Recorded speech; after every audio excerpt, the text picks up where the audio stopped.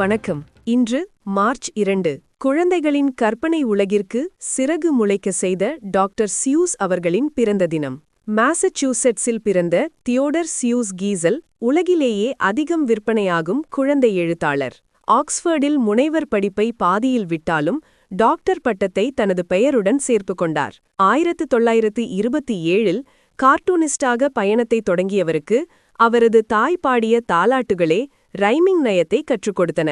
1937இல் முதல் புத்தகம் வெளியானது. ஹார்டன் மற்றும் கிரிஞ்ச் போன்ற கதாபாத்திரங்கள் உலக புகழ் பெற்றன. இரண்டாம் உலகப் போரின் போது 400க்கும் மேற்பட்ட அரசியல் கார்ட்டூன்களை வரைந்த அவர் அமெரிக்க இராணுவத்தில் அனிமேஷன் தளபதியாகவும் பணியாற்றினார்.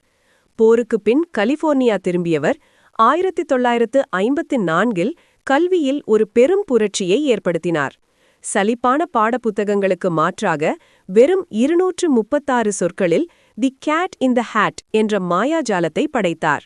அதைத் தொடர்ந்து வெறும் 50 சொற்களில் கிரீன் எக்ஸ் அண்ட் ஹாம் எழுதினார். அவரது சில படைப்புகளில் இனவெறியை தூண்டும் சித்தரிப்புகள் இருந்ததால் 2021இல் 6 புத்தகங்களை அச்சிடுவது நிறுத்தப்பட்டது. புலிட்சர், ஆஸ்கர் மற்றும் எம்மி விருதுகளை வென்ற இந்த மாபெரும் கலைஞன் 1991இல் மறைந்தார். ஆனாலும் இன்றும் அவரது படைப்புகள் 20க்கும் மேற்பட்ட மொழிகளில் 600 மில்லியன் பிரதிகளுக்கு மேல் விற்பனையாகி சாதனை படைக்கின்றன. கற்பனைக்கு ஏது எல்லை?